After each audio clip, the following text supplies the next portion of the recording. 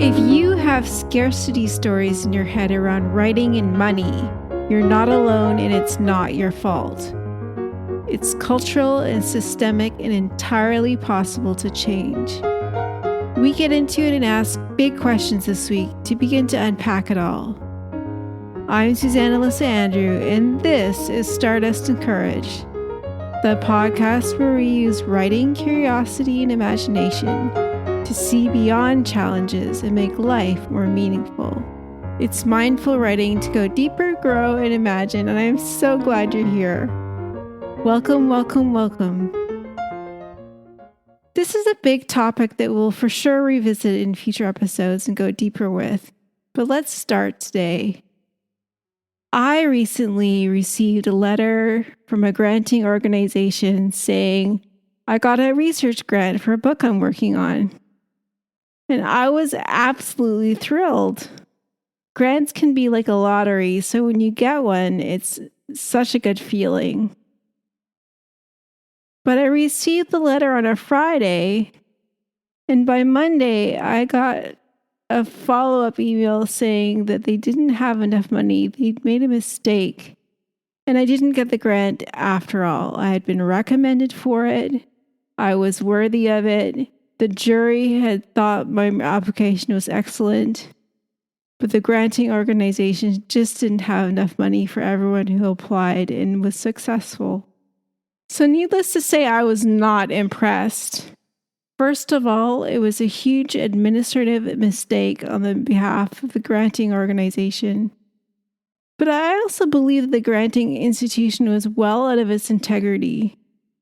If you promise somebody something, and then you say, no, sorry, I can't do that after all, that's out of your integrity.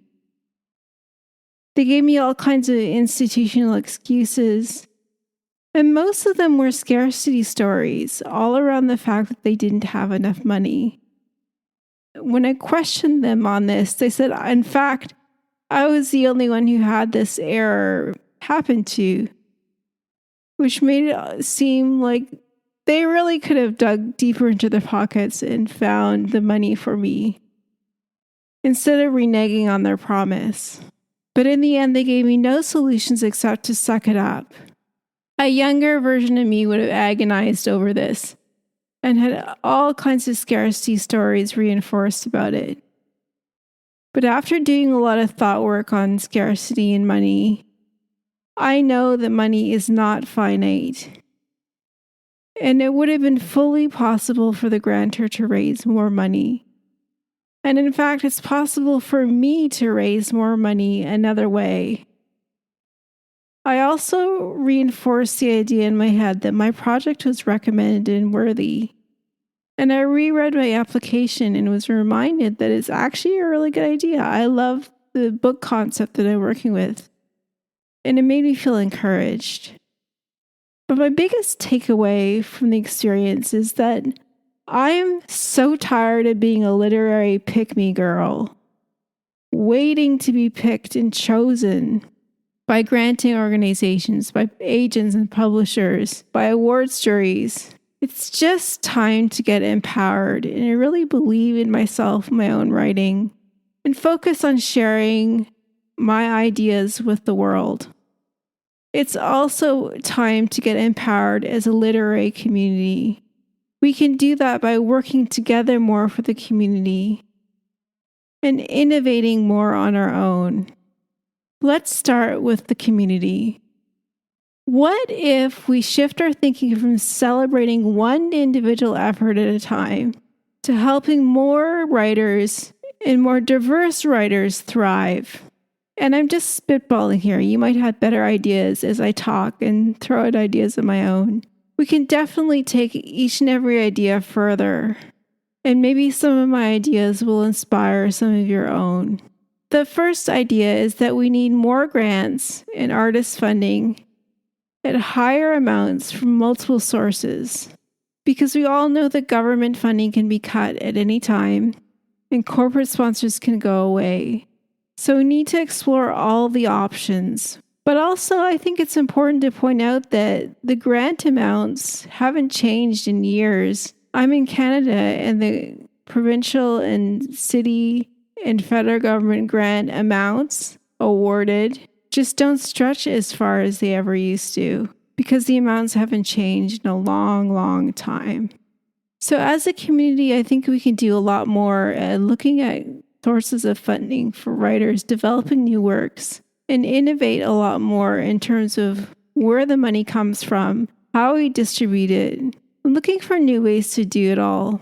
Something I feel passionately about is that writing awards need to stop being winner takes all. We're running our awards like a game show, and that seems pretty juvenile. It also leads to a continuous lack of diversity. More stories of different kinds can be celebrated when the prize money is divided, and it's such a pretense that we all pretend that there's one best book. It's entirely subjective. It would be like trying to pick one best leaf or one best flower. All our efforts are important, and some books are technically better than others. Some books capture our imaginations more than others, but they're all part of the conversation. If we took the prize funding and divided it between a long list of writers or even a short list of writers, the money would go much further to support more writers to thrive. So now we get to the publishing industry itself. Well, that can definitely be more equitable. And in the future, I'll get a guest on who's an expert and can say more about that topic than I can. But it's important to think about. And it's important to explore options and possibilities for self-publishing as well. Something that I can speak on is writing teaching gigs, which support a lot of authors. They definitely need to pay more equitably. There's such a huge gap between tenure pay and the benefits it comes with versus sessional pay. So those are some of the ways I see that we can work together, and I hope you are inspired to think of other ways. Working together to change things for the future is really important, especially now. But no matter what happens in the community, we can empower ourselves to innovate. There's so many examples these days of authors using media in new ways to work around the traditional gatekeepers and amass big followings and thrive. So as I say this, probably the first person that comes to mind in this regard is Rupi Kaur. Rupi Kaur became popular on Instagram by sharing her poetry, and in no time got a book deal and has sold lots of copies of her books. And that goes for nonfiction too. It seems unlikely that a psychologist would do the same thing and become a New York Times bestseller multiple times. That's exactly what holistic psychologist Nicole LaPerla did. She became Instagram famous and then sold books widely to a lot of people. But you don't necessarily need to become famous on Instagram or social media to sell your book. Part of it is not giving up. And a good example of that is my friend Heidi Reimer, who worked for years to secure a good publishing deal and finally did it. And her new book, her debut book, The Mother Act, came out this spring. I'm going to have Heidi on a future episode of this podcast to talk about how she did that. Something that I do a lot of as an entrepreneur is listen to podcasts and workshops by entrepreneurs. And amongst entrepreneurs these days, self-publishing is actually preferred. Entrepreneurs who self-published and who've published traditionally often talk about how they love the fact that with self-publishing, they have more control. They can time their books to business events, and they can get their books out a lot faster. And a lot of entrepreneurs have pointed out that consumers and readers really don't pay as much attention to who's publishing their books as writers do.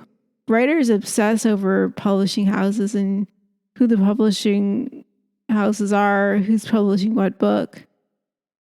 The readers will just pick up a book and read it, and if they like it, that's great. They'll rarely look at the spine and examine or study the publishing houses.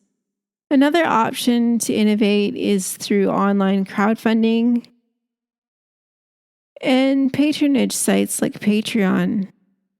After reading Amanda Palmer's book, The Art of Asking, I realized myself that it's safe and okay to ask for what you need and that people want to help.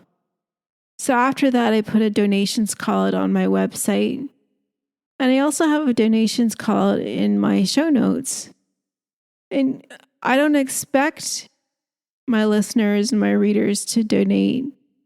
But every time I do receive a donation, I feel so supported and loved. And it feels great. I really value everyone's support. And the money that I get always goes back into creating the best show possible to pay for things like hosting the podcast and buying better equipment. So consider donating to this show and consider ways to find your own financing for your own books. That's a way that we can help each other. And finally, the most important key to this whole idea of rewriting our scarcity stories beyond the community and beyond innovation is what's going on in our minds, what's going on in our thinking, and working to reprogram our thinking in our old stories. So this begins with noticing scarcity stories and how they sabotage us from submitting or writing consistently or taking risks. So we have to notice when the scarcity stories and limiting beliefs are popping up in our heads.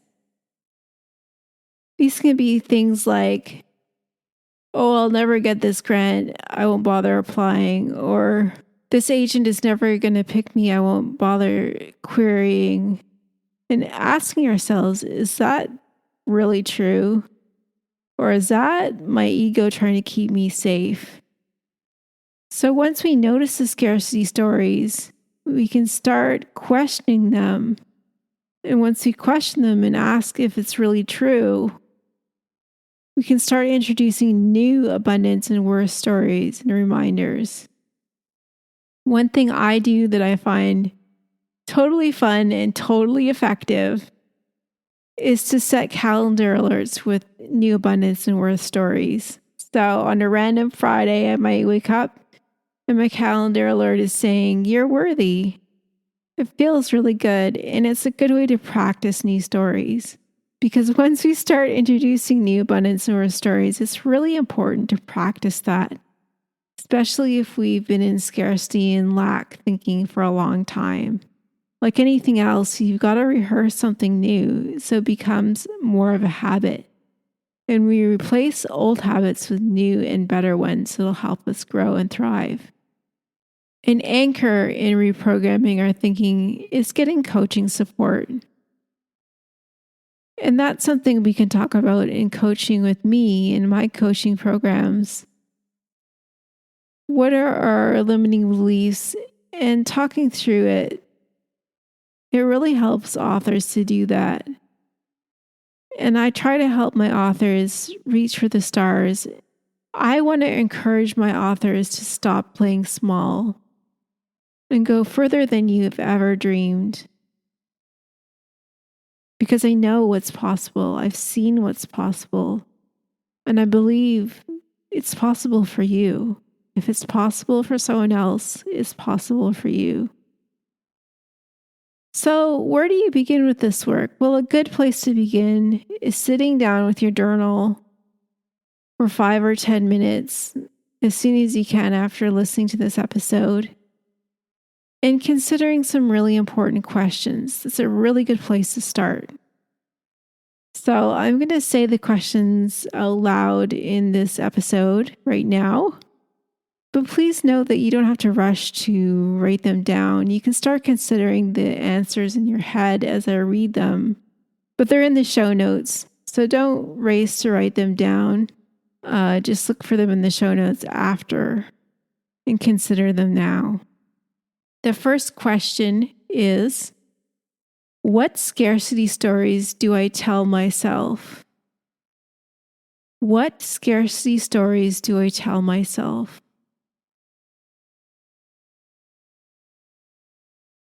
Where do these scarcity stories come from? What money stories and attitudes did I learn in childhood? What's true for me now? What's possible for me now? What's stopping me now, and is it actually real?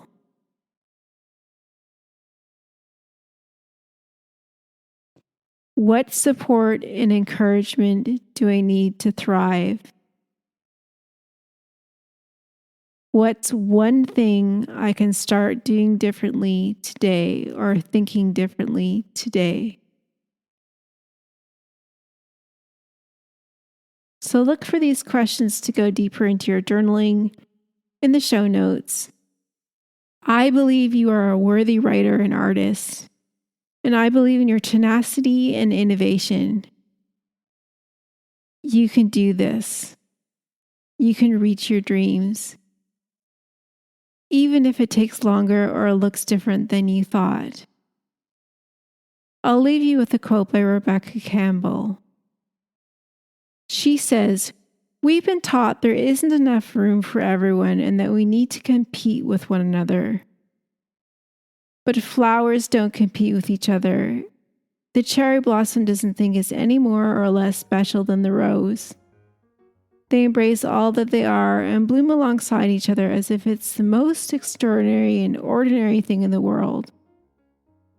Because it is, and they are, and you are too."